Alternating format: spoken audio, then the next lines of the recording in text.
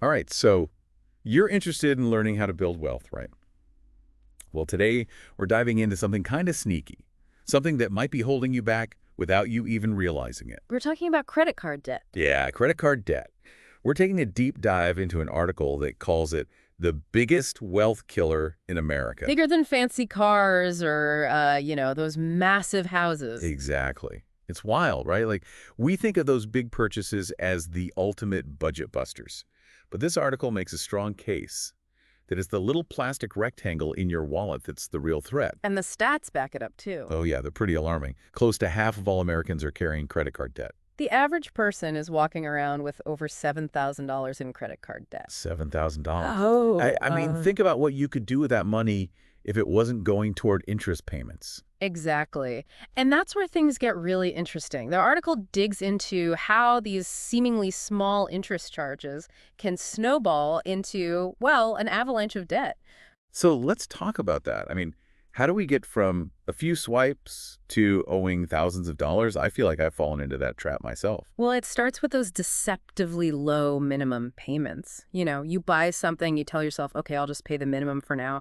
But what most people don't realize is those minimum payments are designed to keep you in debt for as long as possible. It's like a never-ending cycle. Exactly, because with interest rates on credit cards averaging around, what is it now, like 25%? 25%, yeah. I mean, that's crazy. Think of it like this, like a snowball rolling down a hill. It starts small, but as it rolls, it picks up more snow, gets bigger, faster. That's what happens with credit card debt.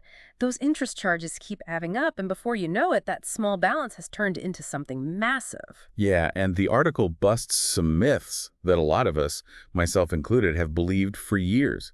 Like, for example, the idea that carrying a balance is actually good for your credit score. Oh, yeah, that's a big one. A lot of people think that if you show lenders you can manage debt, it'll boost your score, but it's actually the opposite. Really. So it's more about showing them you're not relying on credit too heavily. Exactly. Think of your credit score like a financial report card. Lenders want to see that you're responsible, that you can use credit wisely and pay your bills on time. If you've got a bunch of maxed out credit cards, it sends a red flag that you might be overextended. Okay, that makes a lot of sense. And what about those reward points? I mean, everyone loves getting cash back or travel miles. Surely that outweighs the interest, right? Well, it depends. See, those reward programs are designed to encourage spending. They can be great if you're using your card responsibly, paying it off in full every month. But if you're carrying a balance, those rewards are essentially being funded by the interest you're paying. So you're kind of paying yourself with your own money. In a way, yeah. And the article highlights that people who focus on rewards often end up spending more than they would otherwise, which just digs them deeper into debt. Okay, so let's say someone's listening to this and they're realizing, oh, wow, I'm stuck in this cycle. What are some practical steps they can take to start tackling their debt? I know the article mentions a couple of different strategies, right? Yeah, it talks about the debt avalanche and the debt snowball methods. Kind of catchy names, huh? I like them. They sound kind of badass, like financial superheroes. Uh-huh, right. But they're actually pretty simple concepts. So with the debt avalanche, you focus on paying down the debt with the highest interest rate first. It's like tackling the biggest, most aggressive snowball heading your way.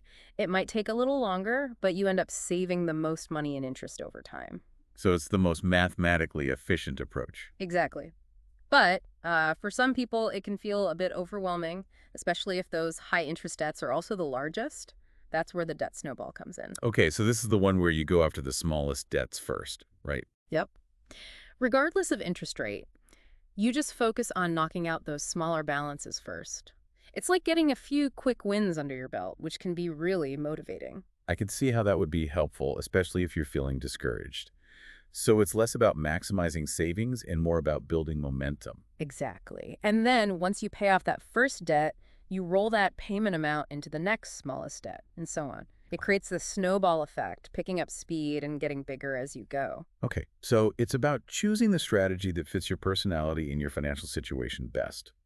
Now, what about balanced transfer cards? Those 0% interest offers can be pretty tempting. Oh, yeah. They can be a great tool. It's like, imagine you've got this high interest loan from a loan shark, and then someone comes along and says, hey, I'll give you a loan with 0% interest. You can pay me back over time without any extra charges. That's essentially what a balance transfer card is. Okay, that makes sense.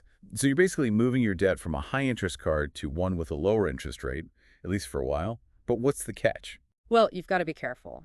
First, make sure you understand the terms of the offer. Some cards have balance transfer fees, which can eat into your savings. And second, most of these offers have a promotional period, usually anywhere from 6 to 18 months. After that, the interest rate jumps back up, and it can be even higher than your original card. So it's a bit of a race against time. Yeah, you've got to be committed to paying down that balance before the promotional period ends. Otherwise, you could end up worse off than you started. Got it.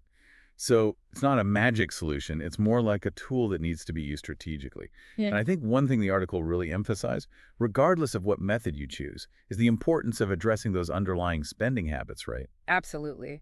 It's not just about the numbers, it's about understanding your relationship with money.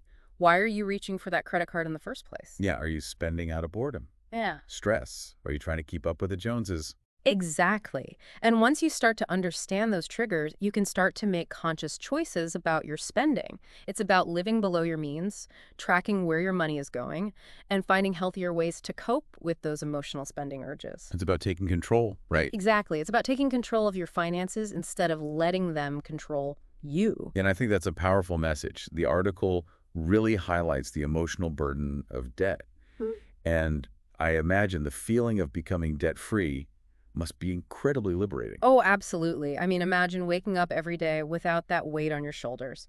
No more dreading those credit card bills. No more feeling like you're stuck in a never-ending cycle. Yeah, it's like that feeling of reaching the top of a mountain after a long, hard climb. Hmm.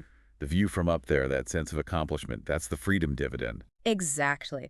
So if you're listening to this and feeling overwhelmed by credit card debt, I encourage you to take a deep breath. It's not about beating yourself up. It's about taking that first step, no matter how small.